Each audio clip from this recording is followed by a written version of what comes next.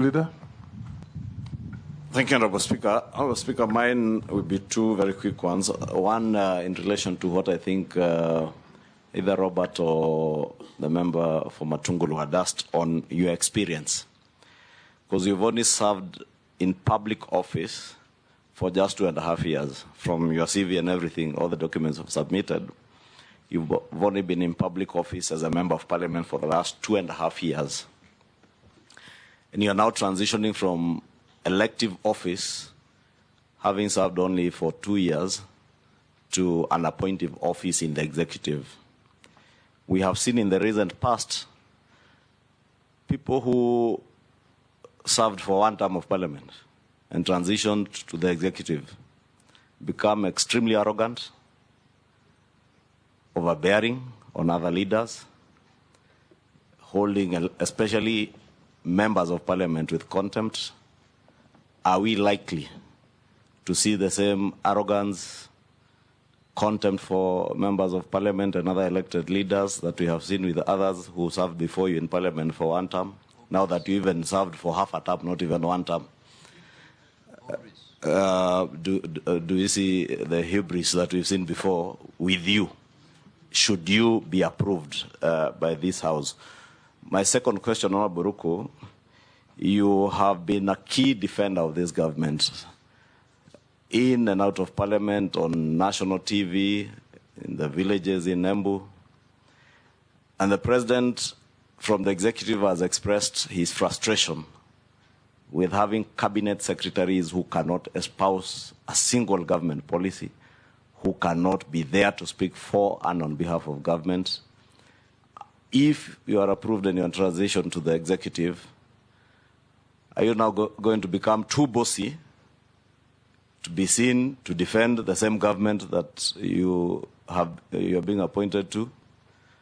Will you be too bossy to interact and work with members of the public, or shall we see the same Ruko who was able to espouse government policy and government agenda on national TV? Are we going to continue seeing that side of Ruku in articulating government policy and communicating what government is doing to the Kenyan people from the executive? Hold Ruku. Mary Masa, you've just come late. Introduce yourself and ask only one question. Thank you, Speaker. I'm sorry I'm late. I was in another committee. Masa Mary is my name, MP Teso South. Honorable Ruku, I just have one question. How are you going to ensure that there is transparency and accountability in public service, especially when it comes to recruitment into public service opportunities, which is perceived by the public to be a preserve of a few or a few regions? How are you going to ensure there is that equity? Thank you. Thank you so much. For Honorable, I must say I responded to that, Honorable Speaker, that the Constitution, Article 232 and 10 of our Constitution, I will abide by that to ensure no nepotism, no corruption as in employment, and more so within the public service. I will go out of my way to ensure Article 232 is well followed. The question by the Honorable Kimani Ichungwa, the Leader of Majority, I will work very closely with the leadership of the Parliament, National Assembly, and both Senate, in terms of the committees, the departmental committees. The question was, will you be bossy, condescending, and arrogant? I will not, Honorable Speaker. You will not see such kind of character from me.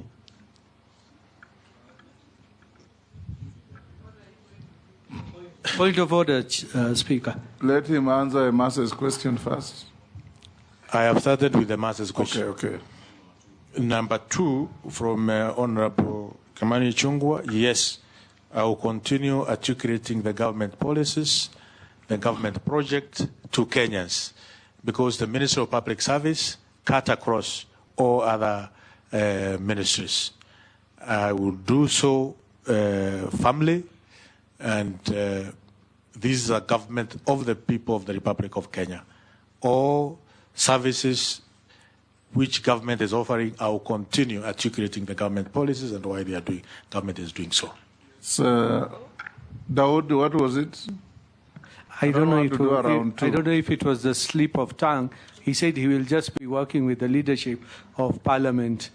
Will he work with the other MPs who are not in leadership? I will work with each and every member of Parliament, both the National Assembly and the Senate. Thank you.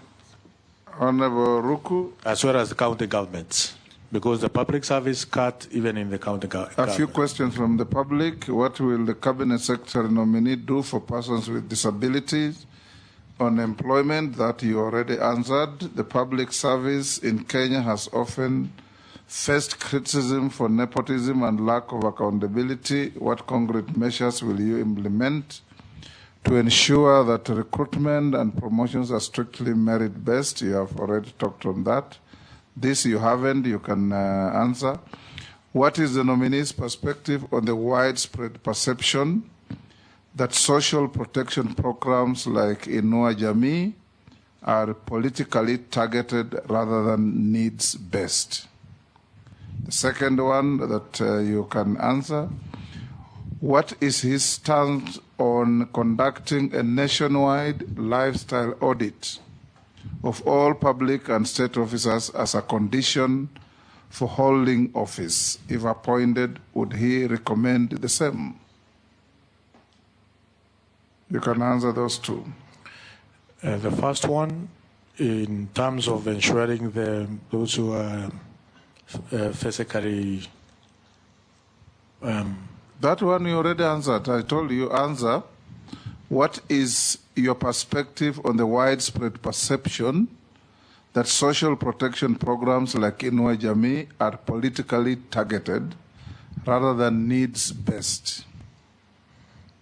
Thank you, Honorable Speaker.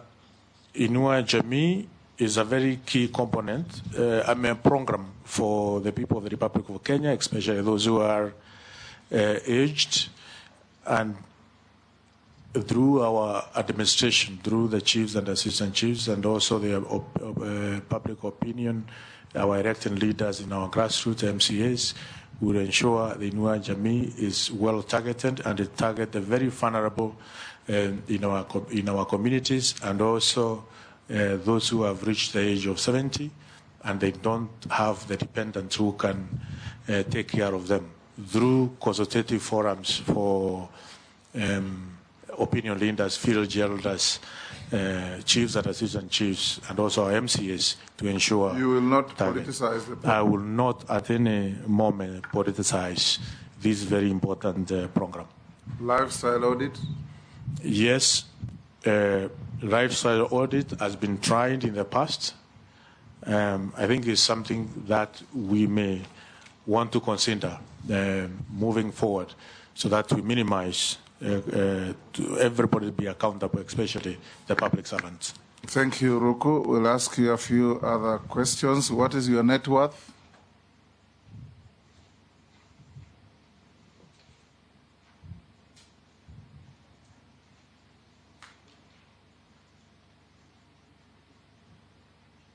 Thank you, Honorable Speaker. Land and buildings, about 40 million. Family residence, 60 million.